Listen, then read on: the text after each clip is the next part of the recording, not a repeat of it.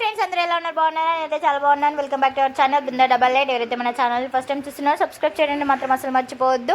నేనైతే తెలంగాణ స్టైల్లోనైతే చేపల పులుసు చూపించాను కదా. సో ఈరోజు అయితే ఫ్రై అయితే చేసుకుందాం, వచ్చేసేయండి. సో ఫ్రై చేద్దామని నేనైతే ముందుగానైతే 1 kg అయితే ఫిష్ ముక్కలు తీసుకున్నాను. చేప ముక్కలు అయితే ఇందాకనే కడిగి అయితే తీసుకొచ్చాము, కట్ చేపించుకొని తీసుకొచ్చాడు మా ఆయన.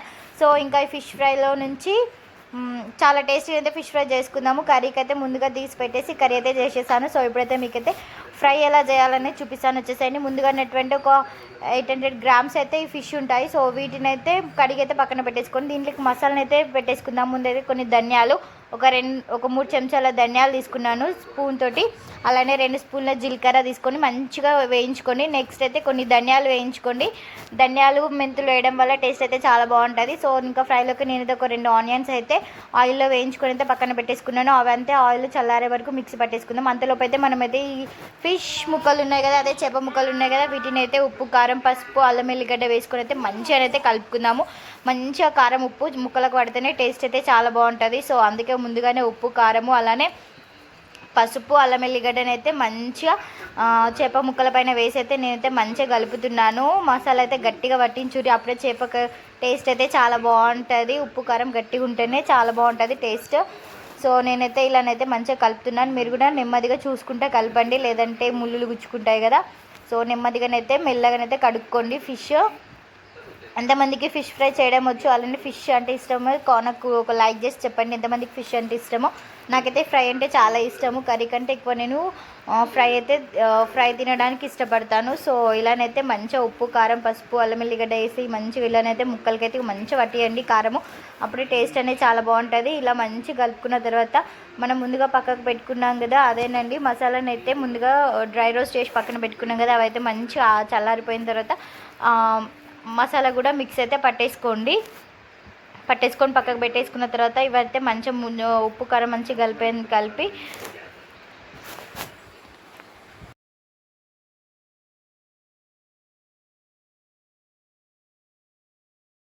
నేనైతే మంచం కారం గిట్లా పట్టేసాను. నెక్స్ట్ అయితే ఇక్కడైతే మిక్సీ పట్టేసుకున్నాను. ముందు ధనియాలు అయితే ఇవి పట్టుకున్న తర్వాత నెక్స్ట్ ఆనియన్స్ కూడా వేసేసుకొని మొత్తం పట్టేసుకున్న తర్వాత ఇక చేప ముక్కలకైతే నేనైతే మనం ముందుగా మిక్సీ పట్టుకున్న మసాలా ఉంది కదా, మంచి చేప ముక్కలకైతే మంచిగా పట్టియండి. పట్టేయడమే కాదు, మంచిగా మసాలా పట్టిన తర్వాత ఒక 1/2 అవర్ 1 అవర్ వరకు అయితే చేప ముక్కల్ని ఒక ప్లేట్లో పెట్టి వదిలేయండి. అప్పుడే మసాలా అనేది చేప ముక్కలకి గట్టిగా పడుతుంది, విడిపోకుండా ఉంటుంది.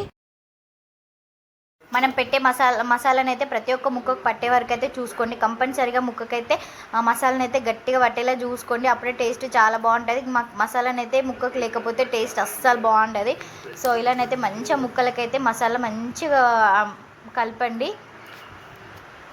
నేను ఇక్కడ చూపిస్తున్న విధంగానైతే మీరైతే మంచిగా మసాలాను అయితే ఒక్కొక్క పీస్కి పట్టేలానైతే మంచిగా కలుపుకున్న తర్వాత ఒక ప్లేట్ తీసుకోండి. ప్లేట్లోనైతే వీటిని మంచిగా మసాలా దానికి పెట్టుకుంటానైతే సైడ్కి పెట్టేయండి. ఇలా పెట్టిన తర్వాత ఒక 1/2 అవర్ 1 అవర్ అయితే దాన్ని వదిలేయండి. అట్లా వదిలేయడం వల్ల మసాలా అనేది ఫిష్కి మంచిగా పట్టుకుంటుంది.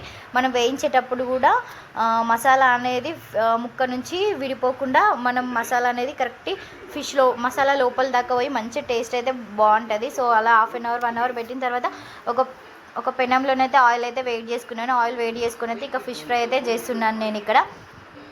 ఆయిల్ మంచిగా వేడెక్కిన తర్వాతనైతే ఫిష్ ఫ్రై వేయండి, అప్పుడే టేస్ట్ ఉంటుంది. స్లిమ్లో పెట్టి మాత్రమే ఒక 5 to 10 minutes వరకు అయితే మంచిగా ఉడకనియండి, అప్పుడే టేస్ట్ బాగుంటుంది. లేదంటే లోపల ఉడకదు ముక్క. చూడండి మసాలా కూడా అస్సలు విడిపోదు. ఒక 1/2 అవర్ అయితే మనం పక్కకు పెట్టినా సరిపోతుంది. మసాలానైతే ముక్క నుంచి అయితే అస్సలు విడిపోకుండా అలానే ఉంటుంది.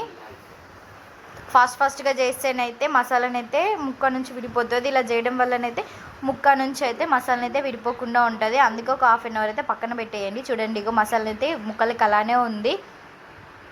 టేస్ట్ అయితే చాలా బాగా వచ్చింది. ఎంతమందికి ఫిష్ ఫ్రై అంటే ఇష్టమో నాకు లైక్ చేయండి. ఫైనల్గా అయితే ఫిష్ ఫ్రై అయితే అయిపోయిందండి. ఇక చూడండి మసాలానైతే అసలు పక్కకి వెళ్ళనే ముక్కల పైనే మసాలానైతే ఉంది. నేనైతే మా పాప వీడియో తీస్తుంది. సో చూడండి ముక్కల పైన అలానే ఉండిపోయింది, మసాలాని అయితే పక్కకైతే వెళ్ళలేదు. సో ఇంకా టేస్ట్ అయితే చూడాలి కదా. ఇక మా పాపనైతే వీడియో తీస్తాను వచ్చింది. సో నేనైతే ఇక వంట రూమ్లోకి వెళ్ళి అయితే నేను చేసేస్తున్నాను. ఇంకా ఇంకా మనమైతే ప్లేట్లోకి తీసుకొని తినడమే. నేనైతే మా బృందగానికి మా పనిత్రగానికి ఒక్కొక్క ముళ్ళు అయితే మొత్తం తీసేసి ఎలా ఉన్నాయో తిని టేస్ట్ ఎలా ఉంది అనేది మాత్రం మీకు కంపల్సరీ చెప్తున్నాను నేను ఇక్కడ. సో టేస్ట్ అయితే చాలా బాగా వచ్చింది. నేను మా బృందగానికి మా పనిత్రగానికి అయితే తినబెట్టిన ముళ్ళులు అన్నీ ఏం లేకుండానైతే తీసైతే చిన్నపిల్లలకి పెట్టండి, టేస్ట్ వాళ్ళకి చాలా హెల్దీ. సో ఫైనల్గా అయితే నేనైతే ఫిష్ ఫ్రై కంప్లీట్ అయిపోయింది. వీడియో నచ్చితే లైక్